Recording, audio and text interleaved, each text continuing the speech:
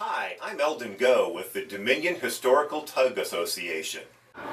We are here today on one of only 3 remaining Mickey-class tugboats built for use in World War II. This particular vessel was built in 1944 in Westport, Washington, and it went into U.S. Army service with the designator of LT-366. The Army during that time also liked to name their vessels after military heroes who served in World War II. So this boat was known as the Private Romeo A. LeClaire. After military service, this vessel was owned by Foss Maritime, and for 20 years from 1960 through 1980, it was known by the name the Patricia Foss. In 1980, the tug became known as the Dominion Tug, and it remains with that name today. We have a unique opportunity with us today to be able to talk to a gentleman who served on this vessel during the Korean War. Mr. George Shaw, who served on the vessel in 1952, has agreed to come from Alaska all the way to Bremerton, Washington to talk with us here today. And we're going to ask him a few questions. It's been since you came down that staircase. Well, that's about 62 years ago. Wow. I was on this particular tug from September to December 1952. And we got on, I was in the Army at the time, Transportation Corps. Got on it in Whittier. We towed around South Central Alaska, Anchorage, Kodiak, and started across the Gulf to deliver it to Seattle for winter shipyard layup work. Yep.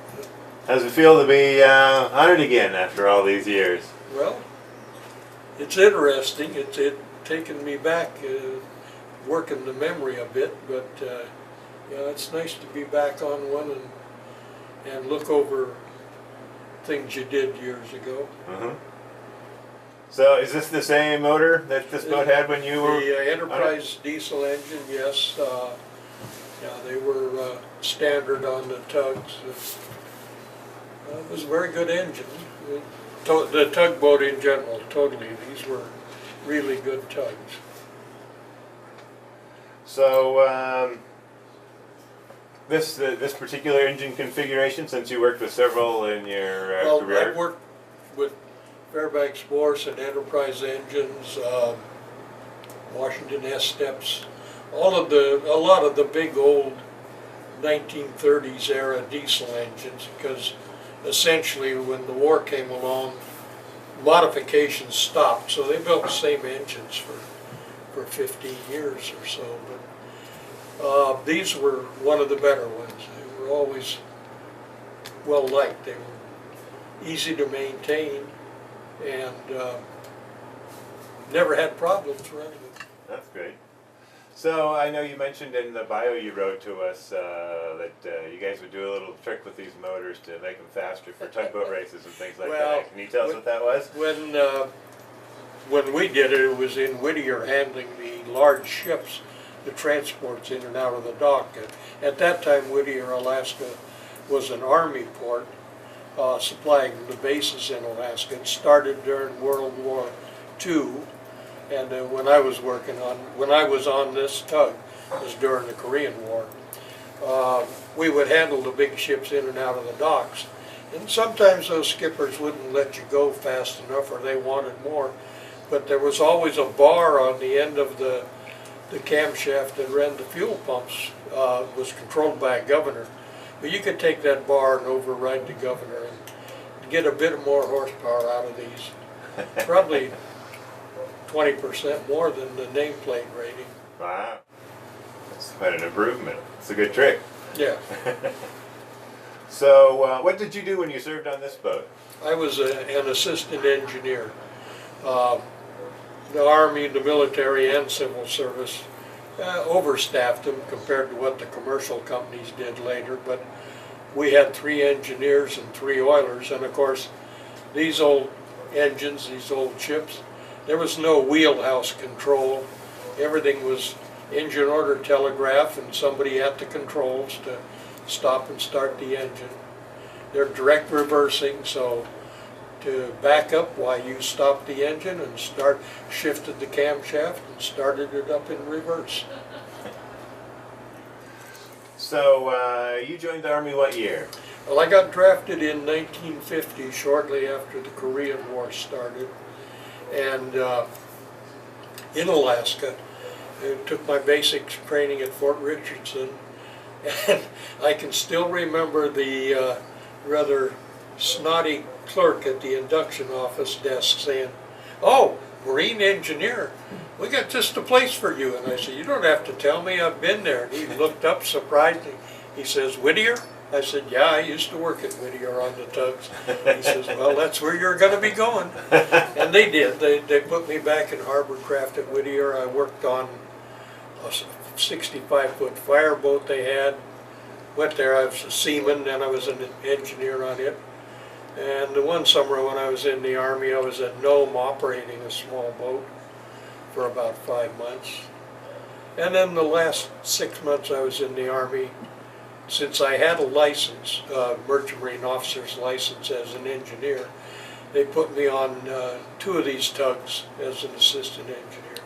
For some reason, they couldn't keep enough civilian employees there, I don't know, pay scale or what, but so they filled out the crews with GIs. And especially when to bring the tugs to Seattle, they kept their civilian crews on the tugs that stayed in Whittier and filled out the crews with military. They could order us around a little more than they could the civilians. Well, what did you think when you first came on to this boat? Oh, today or yesterday? Yeah. Well, like I say, it's going back in time. I've found the room that I used to have on this one, and it looked pretty much the same. Other areas have changed. There's more, the commercial operators put different equipment here in the engine room and places, but a lot of it's just the same. And it brought back memories of a lot of people I sailed with. Specifically the skipper that we had on here when I was in the Army. I had sailed with him as a civilian employee before, and I sailed with him later afterwards. And he was just one of those wonderful people. He made it a good ship to work on. What was his name? Gene Allen. Okay. I think he started with Foss before World War II and went with the Army tugs during World War II. He was still with them when they closed Whittier as a port in 1960. When the Army closed it, it's still a port for Alaska, for the railroad. Does this particular ship have any personality you remember? Was it challenging or easy to work on or hard to maintain? Or I can't remember anything that specific except that last trip to Seattle.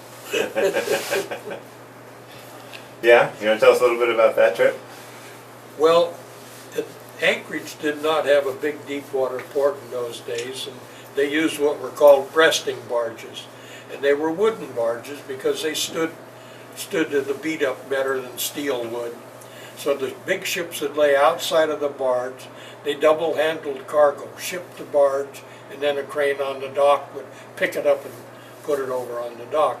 So then the Army didn't try to run Anchorage in the winter due to ice.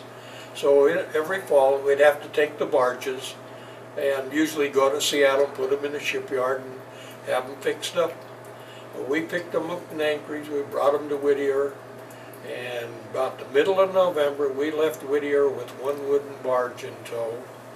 Got hung up in Port Etches on Hinchinbrook Island for weather, and then we had to help in a little salvage operation for a small ship that got on the beach there. And when we did finally start out, we got blowing out, the wind shifted and stormy. We left Port Etches, and the thinking at the time was when we were pulling out, that wooden barge hit a deadhead, a big tree, log or stump, and it poked a hole. And it was like towing, it didn't sink, but it was floating right at the water level, and we pounded over to Yakutat for about 2 days. Should have been about a 1-day trip. We got into Yakutat, and the tow wire had been jumping on the stern, and it ripped out part of the rollers, the fairleads that kept the tow wire centered. And so we had a hole back there. It wasn't too big, but it was letting water in every time anything came over the deck. And we had to sit there and patch it. Finally got to Seattle. I think we were in Juneau, Thanksgiving Day. And then we finally got to Seattle early December. And they had to get me right back to Whittier and discharge me. My 2 years were up. So that was it, 2 years in the Army, and Yeah. then you were done, huh? Yeah. Yeah, it was draftee, that was what the term was then. But you were doing work boats before that, I right? started with a summer job when I was in high school, and I worked cannery tenders and tugs, and the Territory of Alaska had some small public health vessels. I worked on them. It's right from the bottom up, messman, seaman, boat operator, oiler on some of the tugs that had big crews, and engineer. So when you come on as assistant engineer, what kind of a rank do they give you in the Army for that? Well, I think I was a corporal when I came on here, Okay. and I made sergeant before I got out of the Army, E5. And technically, I found out later, with a license, I could have stayed in the Army and gone on and be a warrant officer, because I did have a license and everything. So, but 2 years was enough. Did you go back to working on boats in the civilian life after that? When I got drafted, I had been working for Fish and Wildlife Service on some of the Alaskan fisheries patrol boats, and I went with them with the Army, after the Army, for 3 years. And then I came back to work for the Army as a civilian employee. But it was all small. In fact, these tugs were probably, the biggest vessel I worked on. All small craft, all of coastal Alaska. Start out by asking you, what is your age currently, George? Well, now I'm 86 years old. All right. And how old were you when you served on this vessel? 24. Okay. It was while I was in the Army during the Korean War. Okay. So there's a name and a story we've been trying to uncover, and you actually have a photo with this vessel with the name Romeo A. LeClaire on there, which we understand was a private from World War II. What do you know about the name or the history or the type of naming facilities used by the Army at the time of this boat? Well, I don't know anything really about the person it was named for, but about that time, in the late 40s, 48, 49, the Army started naming their small craft for heroes from World War II, and that was the name for this one. And this was the name of the vessel while you served on it? Yes, it was. In fact, the picture here is from when I was on it. Yeah. Do you, of course, these days women are involved in getting into the military and serving on vessels and things like that. Were there any women in the military when you served? Not when I was in the Army, no. The only women would have been the Army nurses or the WACs, and I don't think we had any WACs in Alaska at that time. Okay. So would you tell us what it's like going on one of these vessels through rough seas? Would you share that with us? Well, I'll tell you the story about that trip south from Whittier to Seattle. Fall of 1952. We had a 120-foot wooden barge that had been used at the port of Anchorage, and the barge and the tug were both going to go into the shipyard that winter in Seattle, and so we left Whittier and got as far as Port Etches on Hinchinbrook Island. Big storm in the Gulf of Alaska. We were anchored up, a commercial tug and barge, Coast Guard cutter, and another small freighter. And next morning the small freighter's on the beach, so between the commercial tug and us, we rigged it up, and the tug was the Portug bar from Alaska Freight Lines. It pulled the ship off, and so everybody was happy. No damage, sandy beach. The next morning the storm shifted around and we got blown out of Port Edges. Couldn't hold the anchor. Took us 2 days pounding across the Gulf to get to Yakutat. And by the time we got there, the barge was full of water. It had probably hit a deadhead or a log coming out of Port Etches, and took on water. So all the maneuvering with the tow wire over the stern, part of the ferry that kept the wire straight over the stern, were ripped out of the deck, and we had a hole and had a little bit of water. Anytime water came over the ship, why, it went down through that and got into bilges. So we spent a few days fixing that, and then we took it on to Seattle, but it was a rough trip. When you lay in your bunk holding on and you can't sleep, it tossed us around a bit.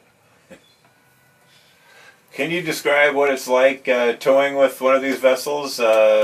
Specifically, what types of things you would tow for the Army when you were on it, and maybe the procedure in which you had to hook things up and tow things? Well, right before I got on this vessel, it had done dew line resupply, Bering Sea and the northwest coast of Alaska for the radar sites that were up there. And they would have towed a barge with all kinds of equipment and supplies.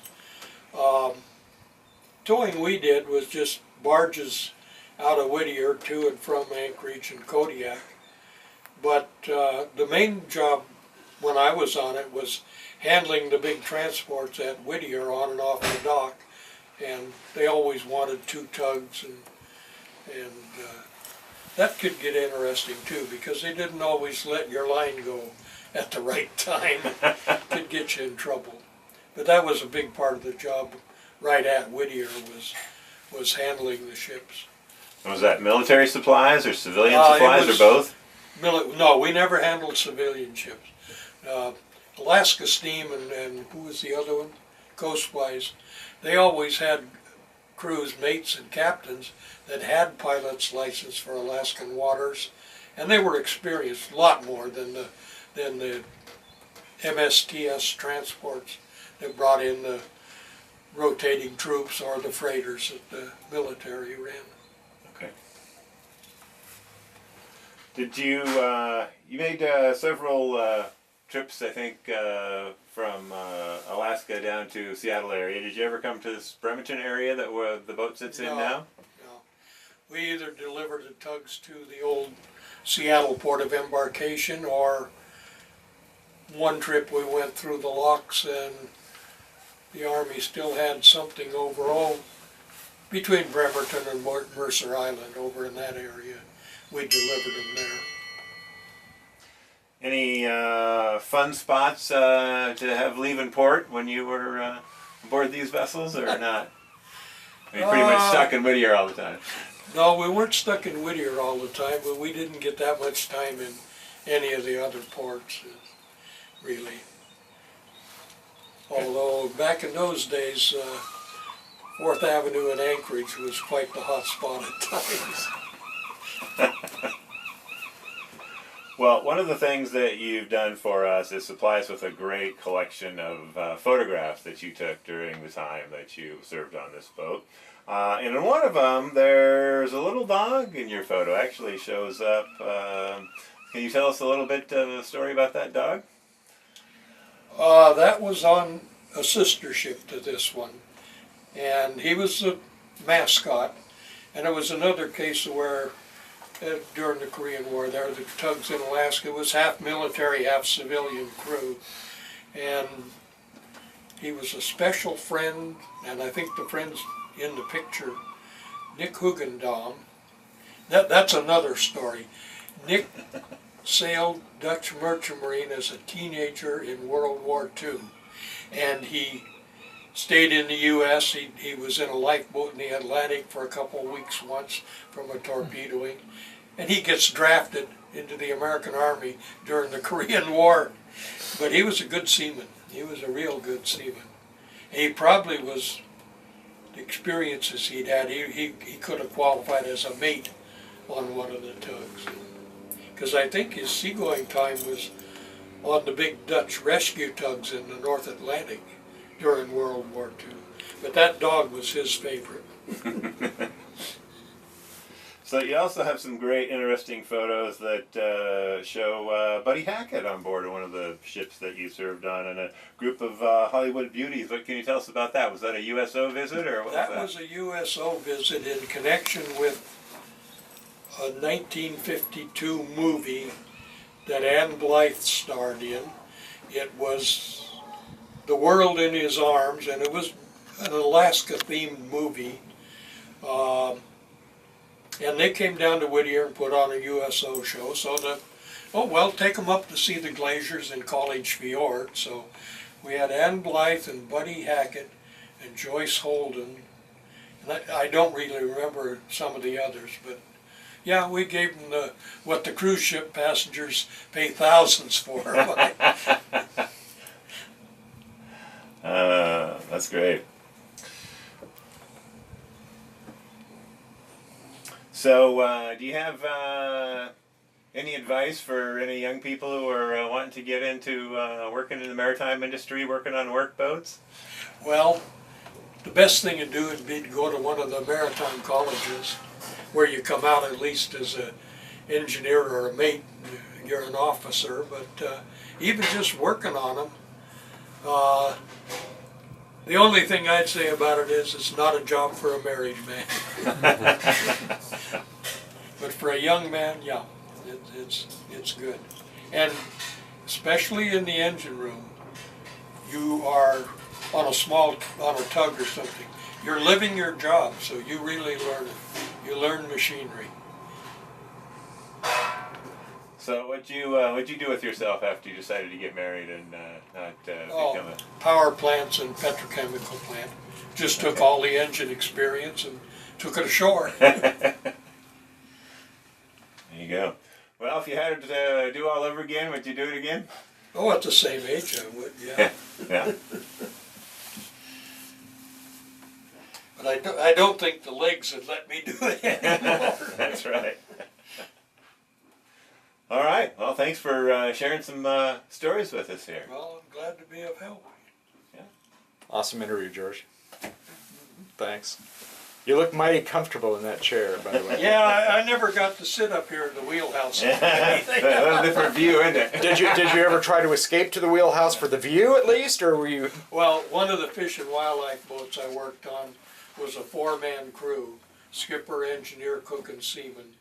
We always had biologists or game agents. Right. But yeah, on a long run, seaman and I had one 6-hour wheelhouse watch, and skipper and the cook had the other. It was a little smaller vessel, 80-foot wheelhouse control. Yeah. So, yeah, I have a license as chief engineer for motor vessels, or had, that's a long time ago. But I also have one for master, 65 ton and under, which isn't very big. It wouldn't be, I don't know, this first yacht back here would be similar in size. Yeah, I'd go out with you. I'd have to have him along nowadays to do all the electronics, the GPS, and Right. Oh yeah, well we wouldn't go without Bill. Yeah, You might want to bring Bob along too. oh well. that's yeah. fine. Yeah. My other brother is a little more nautical than I. Right in front of the center of the wheel, but it might have been that way. What's the red and the green ball? That's some Compensators. Okay. You would go. The one time, one vessel I was on, we did it. We went down to Ketchikan, and there was a technician, a guy that knew how to do it, and he he had courses plotted that he knew the exact headings, and you'd run these courses, and he'd move these to compensate, yeah. Because anytime you made a change that affected the magnetic Yeah. around the compass, you had to get them recompensated. George, wasn't it difficult to go from forward to stern? I mean, because of the way the engine and the transmission and everything was working. There's no transmission. That was it. Yeah. There was It's- something it's- significant. You stop. The engines run either ahead or astern, and you stop, and there is the camshaft was shifted. You had two sets of cams on the camshaft, one for running ahead, one for running reverse. So you would stop the engine and go the other way and hit the air start, and then bring it back to a run position. And they started 50, 60, 70 RPM and ran up to 275. But on here, 275 would be full, half would be maybe 150, and slow would be somewhere below 100 RPM. And if they kept pushing it down to full, you knew they wanted more. For whatever reason, they needed it. And Yes. that's when you grabbed the rod and overrode the governor and Wow. pushed him a bit harder.